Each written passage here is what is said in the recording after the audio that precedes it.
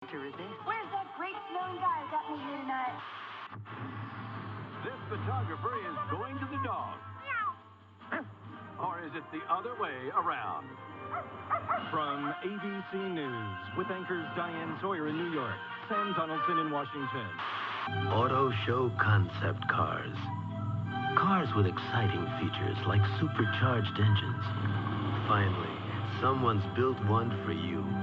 Introducing... Minty Double Action Polident controls denture odor and cleans tough stains. So try Double Action Polident. And I'm thinking, it's going to be a beautiful day. Rest easy. It's time. Well, designing a tomato is one thing for science. Keeping track of what's happening on Jupiter, that's another matter altogether. But American scientists these days are keeping a large eye on the distant planet because it's about to be involved in a cosmic collision. Here's NBC's Robert Higgins. A stunning view of the Shoemaker-Levy comet taken by the Hubble Space Telescope released by NASA today. On July 16, 1994, people around the globe were going about their daily lives unaware that something discovered by a trio of comet hunters 16 months earlier was about to change the entire world. Computer simulation shows they're on a collision course with the planet Jupiter, expected to hit starting July 16th, and for the next 5.5 For billions of years, objects have soared through the solar system, crashing into one another, and these impacts have shaped our celestial neighborhood. But until that day in mid-July 1994, humans had been denied the chance to see one of these cataclysmic events in real time. That day marked the first time that astronomers, scientists, and everyday people would have a front row seat to a massive collision between two bodies in our solar system.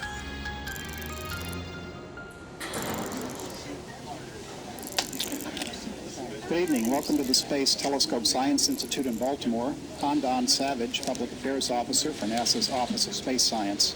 This evening, we're pleased to announce the start of a week-long campaign of observations of the impact of periodic comet Shoemaker-Levy 9 with Jupiter. Now, I'd like to introduce the discoverers of the comet. From my left, Dr. Eugene Shoemaker, Dr. Carolyn Shoemaker, his wife, and on the far left, David Levy, amateur astronomer and author. And he's discovered 21 comets, and in 1984, 8 in his own backyard, and 13 working with Gene and Carolyn Shoemaker in Mount Palomar. I think the exciting thing about tonight is that once in a generation, we get one of those, if we're lucky, we get one of those rare moments when science stops for a moment, turns on its ear, and gives us something really, really special. The story of this legendary comet hunter's discovery begins on March 24th, 1993, with a team of veteran astronomers who had worked together for years tracking icy visitors to our solar system. The small team that changed the way we look at our solar system was made up of Eugene Shoemaker, a pioneer in the field of planetary science, his wife, Carolyn Shoemaker, a trained astronomer, and their close colleague, David Levy. The trio used their resources to buy expensive film, equipment, and rent time in various observatories. That way, they could hunt for near-Earth objects using astrophotography.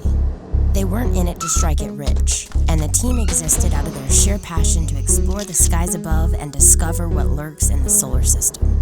Over time, the team turned into a well-oiled machine, and even became pretty good at running the equipment and capturing images. Well, mostly. On March 23, 1993, the team was at the Palomar Observatory unpacking equipment and getting ready for the night. Without a single cloud in the sky, this would be a perfect night for taking pictures. Right as they finished unpacking, David Levy made a terrible discovery. The case that held all of the camera film was accidentally opened, and all of the film was exposed to direct sunlight and ruined. So unfortunately, the entire night was a complete loss.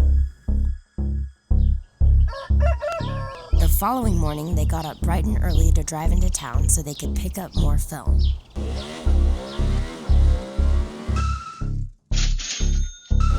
Now, all they had to do was wait and see if the weather was going to be as good as it was the night before.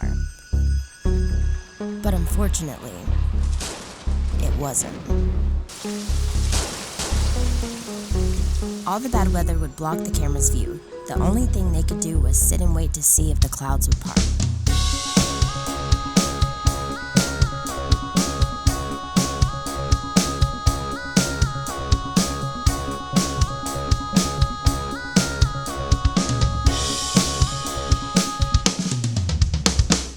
Since the camera film was so expensive and the weather wasn't getting any better, Eugene Shoemaker said they should probably just quit for the night.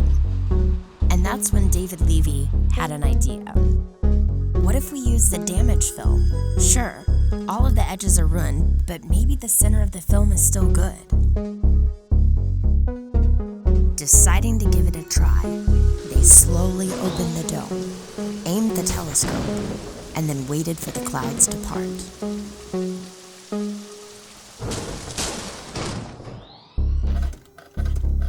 They didn't know what to expect, or even if it was going to work. But as the film slowly started to develop, they realized they had captured something that no man had ever seen before. More than 350 million miles away, a massive comet has shattered into 21 pieces. More importantly, these 21 pieces were on a catastrophic path for Jupiter, and in as little as 16 months, the entire world would have a chance to witness and study in real time the effects of a collision between two solar system objects. Even though the collision happened millions of miles away, the impact had ripple effects here on Earth. It provided new data on comets, Jupiter, and our solar system. It pushed Congress to support NASA in its search for near-Earth objects. It spawned a new era in disaster movies like Armageddon and Deep Impact. And it inspired everyday people to take an interest in the night sky. It's been more than 20 years since Comet Shoemaker-Levy 9 made its spectacular impact, and Levy's commitment to astronomy has never wavered. Instead of taking it easy, he continues the hunt. You're one of the people in the world that's probably spent more time visually on a telescope than anyone I know, so. I've spent, love doing it. How many thousand hours of observing? I can tell you this, and I'm not trying to be boastful, but I can say that there are a lot of people who are smarter than me, but nobody who is more passionate about what he's doing than I am. So how many hours do you think you have visual observing? For comet hunting? Yeah. I don't know. It's about, I think the total is about 600 since my last comet. 600. Since 2006. And it took me 917 hours and 28 minutes approximately. And 15 seconds. To find my first comet. Wow. And then it went sharply down for a while. And there were a couple of them that were coming after 100 hours. There was one after 87 hours, one after 104. Oh my goodness. Wow. But now it's very rare. Uh-huh. And it's my own damn fault, Scott. Because after SL9, they really ramped up these modern you shouldn't have projects. discovered Shoemaker-Levy 9, Should have just kept it quiet. Oh, it was that amazing. Really accelerated the effort. Interest in it and everything. Well, no one had seen a comet impact anything before. SL9 is not famous for what it was. It was famous for what it did. Mm-hmm. And it was... so the number of people that I've talked to said I got into astronomy after looking at your impacts. Oh, really? Because that was so thrilling. Yeah. To see the solar system... and something changing right away. The solar system changing right before our eyes on the time span of CNN. Yeah. And changes that Jupiter is still undergoing. Right. 20 years later. Right. Even though Levy has spent thousands of hours observing, he still feels the pull of a telescope. And that same sense of anticipation is palpable as the night nears back at the star party.